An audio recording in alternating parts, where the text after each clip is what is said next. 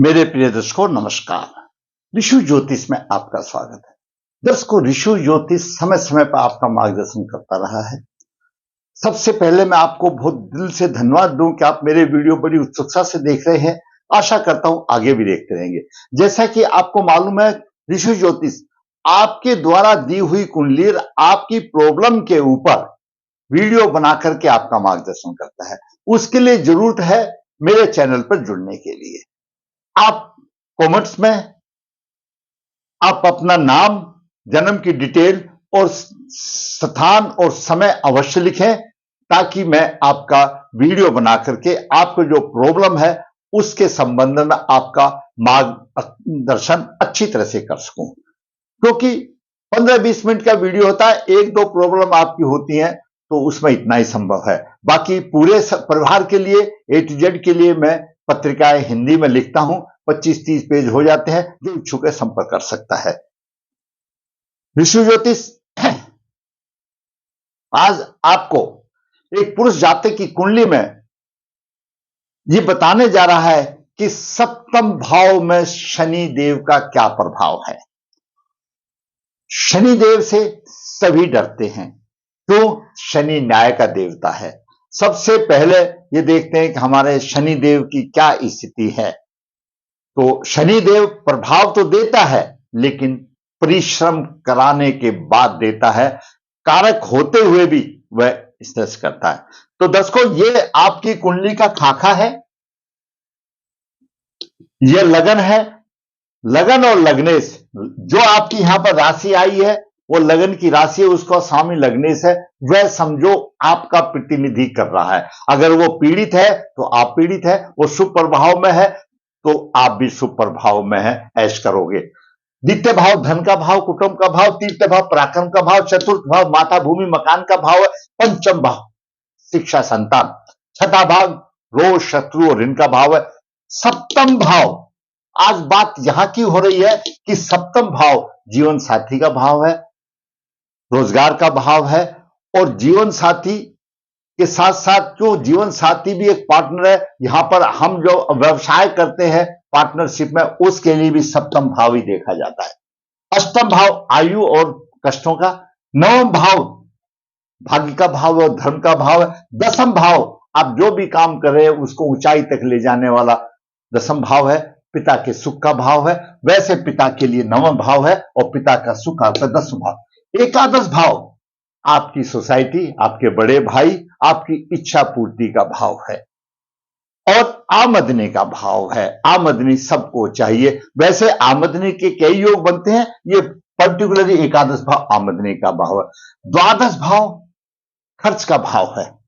जीवन साथी के साथ सेवा सुख का भाव है। दंड का भाव है, विदेश का भी भाव है। ये मुख्य रूप से मैं आपको इसलिए बताता हूं कि जो दर्शक नए जुड़ते हैं उनके ये 12 शक्कर पारे जैसे हैं, उनको पता होना चाहिए। ये केंद्र है, चौथा केंद्र, ये 4 केंद्र है, 2 त्रिकोण है, ये शुभ माने जाते हैं। कुंडली वो अच्छी होती है जिसका कि 6, 8, 12वें भाव में कोई भी नाग्रह हो तो कहीं ना कहीं बेड़ा पार हो जाता है। आज बात करते हैं हम एक पुरुष जाति की, हमारे होनहार बालक की कुंडली में सप्तम भाव में शनि का क्या प्रभाव होगा। सप्तम भाव में शनि का प्रभाव, जातक का जन्म 12 जून 1996 कृष्ण पक्ष द्वादशी भरणी चरण 1 बुधवार को हुआ। जन्म के समय पर कन्या लगन उदय हुआ। कन्या लगन के 18 है और राहु 19 डिग्री लेकर के विराजमान है। चतुर्थ भाव में गुरु धनु राशि में, अपनी राशि में है, 21 डिग्री विराजमान। और सप्तम भाव में शनि मीन राशि में है, 12 डिग्री लेकर के, और केतु 19 डिग्री लेकर के। अष्टम भाव में चंद्रमा मेष राशि, 9 भाव में सूर्य 27 डिग्री, शुक्र 25 डिग्री लेकर अस्त है, मंगल 6 डिग्री और बुध 4 डिग्री लेकर के यह स्थिति रही। दर्शकों, सामान्य तौर पर कन्या लगन वाले द्विस्वभाव राशि के होते हैं। इनके स्वामी बुध होते हैं और बुध बुद्धि का कारक है, तो इनका झुकाव बुद्धि की तरफ कुछ होता रहता है। ये प्रत्येक कार्य में जल्दी करते हैं लेकिन निपुण नहीं हो पाते। भावुक होने की वजह से भावना पर अधिक होते हैं, भावनाओं पर इनका निरंतर नहीं होता। जो योजनाएं केवल बनाते हैं उनको कार्यान्वित नहीं करते, या एक और हवाई किले बनाते हैं, बैठे बैठे सोते सोते योजनाएं बनाई, जैसे उठ के चल दी, योजनाओं पर भी पानी फिर गया। इनकी बातों का निष्कर्ष थोड़ा सा मुश्किल होता है कि दूरअर्थी बात करते हैं। ये द्वय सहभाव राशि, ये मिश्रित फल वाली बातें होती हैं। ग्रहों की विशेष दृष्टि हो तो जो मैंने प्रभाव बताया उसमें अंतर आना भी स्वाभाविक है। साधारण तौर पर बालक बुद्धिमान होता है, धर्मात्मा बनता है और समाज में अच्छे कार्य करता है। बुध कमजोर है, बुध 9 भाव में धर्मात्मा बनाता है, अच्छे कार्य बनाएगा, लेकिन 4 डिग्री लेकर के विराजमान है, लगन के 18 डिग्री विराजमान। यही पर मैं बता दूं, बुध को बलवान करने के लिए बुध का रत्न धारण कर लो, बहुत ही अच्छा रहेगा, लग्नेश बलवान हो जाएगा। लग्नेश कोई पीड़ित नहीं है, लेकिन 4 डिग्री लेकर के है और लगन के अंश 18 डिग्री है, बलवान होगा। अब बात करते हैं सूर्य की। सूर्य द्वादश भाव का स्वामी है, सूर्य क्रूर ग्रह है और 9 भाव में है, तो भाग्य के पक्ष में थोड़ी सी कमी की बात होगी, कठिनाई का सामना करना पड़ेगा। बाहरी स्थानों से लाभ होगा, नास्तिक होगा, धर्म को इतना नहीं मानेगा, भाई बहन से सुख में कमी आएगी, पिता का बिना सहयोग के भी यह जातक उन्नति करेगा। सूर्य जब यहां आ गया तो ऐसे जातक पिता इनको सहयोग नहीं भी देगा तो भी ये अपने परिश्रम से उन्नति करेगा। बात करते हैं चंद्रमा की। चंद्रमा 10 को एकादश भाव का स्वामी अष्टम भाव में चला गया। एकादश भाव जैसे मैंने पहले बताया कि सोसाइटी का भाव है, आपकी इच्छा पूर्ति का भाव है। अष्टम भाव में आ जाने से आमदनी भी कमजोर हो गई। सप्तम दृष्टि से द्वितीय भाव को देखा, नेत्रों में रोग हो जाएंगे, आमदनी कमजोर हो गई और मानसिक तनाव रहेगा और बड़े भाई बहन का थोड़ा सा कष्ट रहेगा और आपकी इच्छाएं पूर्ति में परेशानी आएगी कि अष्टम भाव में चला गया। अब बात करते हैं मंगल की। दर्शकों, मंगल कुंडली में अष्टम भाव का स्वामी है और तृतीय भाव का स्वामी भी है। और मंगल वैनाशिक नक्षत्र का स्वामी है। तो जन्म नक्षत्र भरनी है, भरनी से 22वां नक्षत्र धनिष्ठा होता है। धनिष्ठा नक्षत्र का मंगल स्वामी है, वैनाशिक नक्षत्र का स्वामी है और वैसे भी मंगल है कारक है और मंगल भाग्य की हानि कर रहा है। अष्टमेश है और वैनाशिक नक्षत्र का स्वामी है। जैसा मैंने पहले बताया कि जन्म नक्षत्र भरनी से 22वां नक्षत्र वैनाशिक नक्षत्र, भरनी से 22वां नक्षत्र धनिष्ठा होता है और धनिष्ठा का स्वामी मंगल है, वैनाशिक है और अकारक है। परेशानी देगा, भाग्य और धर्म के पक्ष में परेशानी देगा, कुछ कमी रहेगी। सब चतुर्थ दृष्टि से द्वादश भाव को देख रहा, खर्चा अधिक करेगा। सप्तम दृष्टि से पराक्रमी तो होगा, लेकिन अष्टम दृष्टि से अष्टमेश होते हुए सुखों में हानि करेगा। अब बात करते हैं गुरु की। गुरु चतुर्थ भाव में अपनी राशि में है। जैसा कि ज्योतिष में बताया गया है कि अपनी राशि में होने से, केंद्र में होने से, गुरु अपनी राशि केंद्र में होगा तो हंस महापुरुष योग बनाएगा। हंस महापुरुष योग विशिष्ट योग है, लेकिन यहां पर हमारे ज्योतिष के विद्वानों ने यह भी कहा है क्योंकि केंद्र गुरु 2 केंद्रों का स्वामी है और दोषी है, प्रभाव देने में असफल होता है, तो हंस महापुरुष विशिष्ट योग कैसे बनेगा? उम्मीद नहीं है, क्योंकि कारक नहीं है, कन्या लगन के लिए कारक नहीं है। वह बात अलग है कि गुरु अपनी राशि में है, अच्छा प्रभाव देगा, भूमि माता मकान का सभी का सुख देगा। पंचम दृष्टि से आप देखा, चंद्रमा को देख रहा है, पंचम दृष्टि से धनी बनाएगा और बहुत नौकर चाकर भी होंगे, क्योंकि चंद्रमा लगन से नवम पर गुरु पड़ता है। चंद्रमा लगन से जब नवम गुरु हो जाता है तो बहुत ही धनवान होता है, अच्छा सुख होता है। अब बात करते हैं शुक्र की। शुक्र द्वितीय भाव का स्वामी, भाग्य का स्वामी अस्त हो गया। यहां पर गड़बड़ हो गई। जब भाग्य अस्त हो गया, द्वितीय भाव का स्वामी हो गया, तो माता लक्ष्मी कैसे आएगी? शुक्र माता लक्ष्मी का प्रतीक है। भाग्य का रतन धारण करना पड़ेगा, शुक्र का रतन धारण करना पड़ेगा, शुक्र को बलवान करना पड़ेगा तो हमको अच्छा मिलेंगे, रतन धारण करें। अब बात करते हैं शनि की, जो हमारा टॉपिक है, सप्तम भाव में शनि का प्रभाव। दर्शकों, शनि कृष्णा और वैराग का कारक है। सप्तम भाव में दिग्बली है। क्यों? सप्तम भाव पश्चिम दिशा मानी जाती है और पश्चिम दिशा में शनि बली होता है, बलवान माना जाता है। दिग्बली मतलब दिशा का बली, बलवान होता है। सामान्य तौर पर शनि दांपत्य सुख में परेशानी देता है। अब किस प्रकार की परेशानी होगी, पहले तो मैं आपको साधारण तौर पर बता दूं। अगर शनि सप्तम भाव में जल तत्व राशि में है, जल तत्व कौन सी राशि है? करक है, वृश्चिक है और मीन राशि है। जैसे मीन राशि में तो जल तत्व राशि में है या पृथ्वी तत्व राशि में है, जल तत्व राशि में है या अग्नि तत्व राशि में है, अग्नि तत्व राशि में है, मेष राशि में, सिंह राशि में, धनु राशि में है, तो सामान्य तौर पर इसमें पति पत्नी का आपस में वैमनस्य होते हुए भी, मनमुटाव होते हुए भी अलग नहीं होते, फिर एक दूसरे के साथ मिल जाते हैं। जल तत्व में हो तो भी और अग्नि तत्व में हो तब भी। शनि स्वयं राशि में, सप्तम भाव में स्वयं राशि कौन सी है? मकर राशि है, कुंभ राशि है, और वृषभ राशि में और कन्या राशि में द्विभार्या योग बना सकता है, क्योंकि उसकी दशा पहले आ जाएंगी तो ऐसा बना सकता है, योग बना सकता है। यह जरूरी नहीं है कि ऐसा होगा ही, लेकिन शनि यहां पर अपनी राशि में, मकर राशि का हो, कुंभ राशि का हो, या वृषभ राशि का हो, या कन्या राशि को द्विभार्या योग बना सकता है, और संभावनाएं होगी कि मनमुटाव होकर के कुछ विच्छेद भी हो जाए, क्योंकि और भी 9 ग्रह कहीं ना कहीं कोई ना कोई दृष्टि डाल देगा, तो तिनके को थोड़ा सा सहारा मिल जाएगा। वैसे ही शनि प्रभाव देगा और दूसरा हो जाए तो हो जाएगा। और मिथुन राशि में, तुला राशि में और कुंभ राशि में शनि थोड़ा संतान में गैप ज्यादा दे देता है। दूसरी तरफ अगर शनि यहां पर उच्च राशि में है, शनि यहां पर उच्च राशि में है, तो बिल्कुल एकदम ये मान लो उसके 2 विवाह होंगे और दूसरे विवाह के बाद उसको स्वर्ग आ जाएगा। अति उत्तम उसका जो है ना दाम्पत्य जीवन बनेगा 2 विवाह के बाद। सामान्य तौर पर इसलिए बताया मैंने कि शनि स्वयं वैराग का कारक है, क्रूर ग्रह है, और शनि के ऊपर और भी कोई ना कोई 9 ग्रह से कहीं ना कहीं दृष्टि आ जाएगी तो डबल पाप हो जाएगा। एक तो पहले, तो फिर सुबह का भूला हुआ घर नहीं आएगा, वाक युद्ध से फिर काम नहीं चलेगा, तलाक ही होना पड़ेगा या विवाह में देरी आएगी। और दूसरी बात, यहां पर शनि किसी भी राशि का होने दो, पति पत्नी में आयु का अंतर अधिक डाल देता है। और चंद्रमा के साथ शनि भी आ जाए तो ऐसा मानो कि दोबारा शादी किया हुआ पुरुष मिलेगा या लड़की मिलेगी, मतलब उस तरह से उसका जीवन साथी मिलेगा।